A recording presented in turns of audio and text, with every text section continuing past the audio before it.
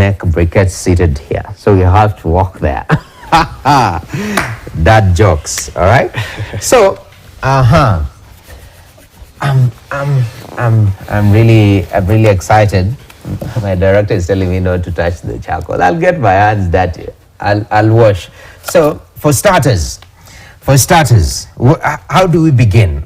If I want to make my briquettes here, where do I begin? I have some water, I have some charcoal, I have some this is binder soil, yeah. And this one is cassava. Yes. I saw somebody test this and I was like, hey. It's food grade, so today we won't use this. We had to bring the food grade, so this we keep aside for our people who are starving. So now today we are making a solution for this. Yes. So how do you proceed now? So one of the unique bits about this mixture is that the soil helps the briquettes to burn longer. So what you do is you have the 10 portion of your charcoal dust, and you bring in your 1 portion of soil or binder, whichever the case you choose. First of all, you mix the two very well.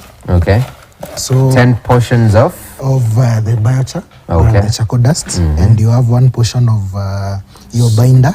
In this case, you're using soil. The best is clay soil. Yes. Soil, clay soil. Actually, it's very adhesive. I don't know. Yes, it helps, keeps together. You see, the other challenge is these briquettes, they need to be this hard, so that even if they fall, they do not break. Even in the logistics, you're not going to get a lot of waste, because you see, if you're packing at 25 kgs or 50 kgs, you'd find the product that gets to the market, maybe out of the 50 kgs is about 40 something kgs. The rest is dust. So the more you have a good binder, the better the solution. So now we put in our water, which is supposed to be around 4 liters, into our 10 kgs of biochar, and our 1 kg of binder. As you see, it's the consistency should be. Myself, I'm not using the measurements because now it's already into the system, so the hands can feel what is required. So you see, as easy as this. So using a mold, you'll even cut, as the women you've seen have done. You just cut a pipe, and you'll have this, or even any kind of mold you want. But at home, to reduce the stress, we advise them to just hold together and put it that way, because you just dry it. The other thing is this slim side helps now to burn. The other thing, the only challenge with the biochar is starting the fire. So you need to be very careful on how you start the fire. So as you've noticed, in our first formulation of the briquette, we've just molded with the hand. The thing about molding with the hand gives different combustion with the machine, because this has been pressed with a machine. So now the effectiveness and the durability, this has been more compressed, so it burns slower as compared to this one that we've just done by hand. But it's still sustainable as compared to the formulation by charcoal. So the other formula is our secret formula that you have here. That our very customers love. We have one good customer who sells motura. He says even for the soup, it gives a very good burn. As you can see the difference. So this formula is essentially this? No, it's a little bit different. So you see, this is homemade solution. This is commercial. Yeah. So what is in here? We have the biochar, a binder, water, and our secret ingredient. And also in the formulation of the biochar, we have some of our activities that we had that gives us the economic advantage. Yes. But for the best solution, this burns still almost equivalent to this, but the only thing is the customers love a specific burn. Like an example of the one that you've made, the homemade one, because of the red clay soil, you'll find that after it burns, it has some reddish, but ours, when it burns, it gives the gray.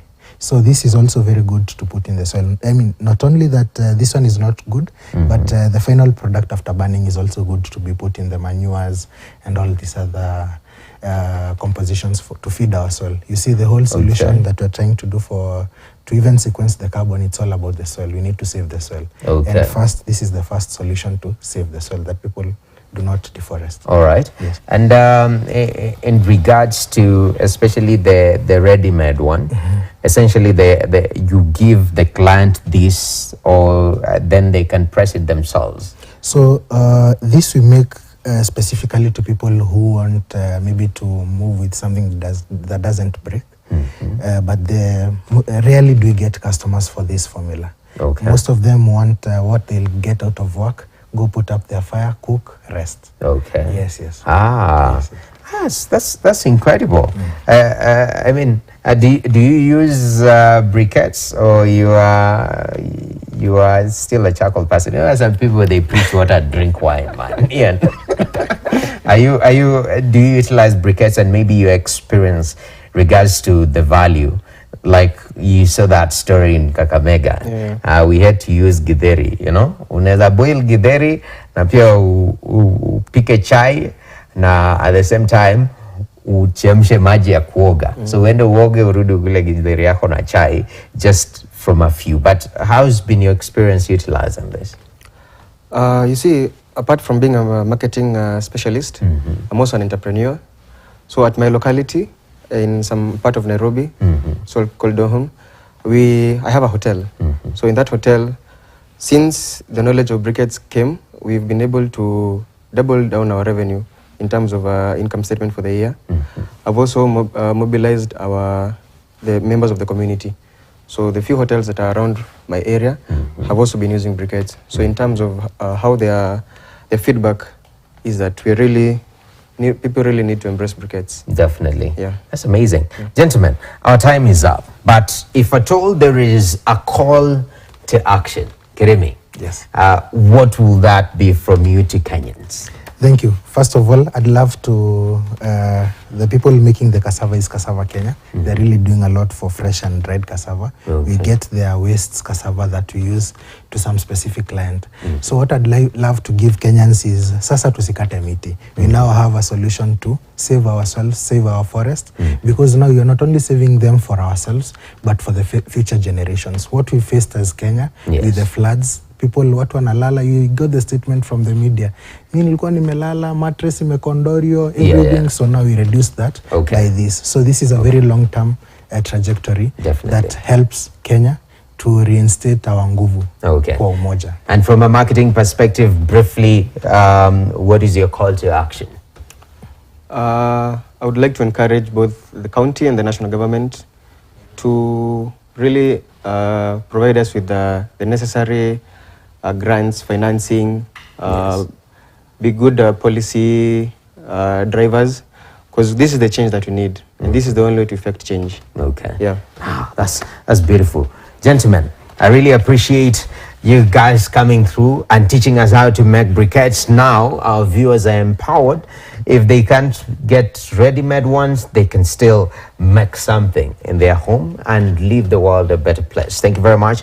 Ian Nyaga is a marketing specialist, and Don Bosco Kirimi, agroecologist and also environmentalist on Martyrs Briquettes. We take a short break. When we come back, we're making salmon. Unfortunately, today we're not using briquettes, but promise you, one of these fine days we'll be using briquettes to make our food right there. But for today, not so. So we take a short break. When we come back, we're making salmon ball. Do you know what salmon ball is? Ask your neighbor if you're sitting next to somebody. Do they know? Yeah, today you learn how to make that. We take a short break. We'll return with more. Thank you very much, gentlemen. I appreciate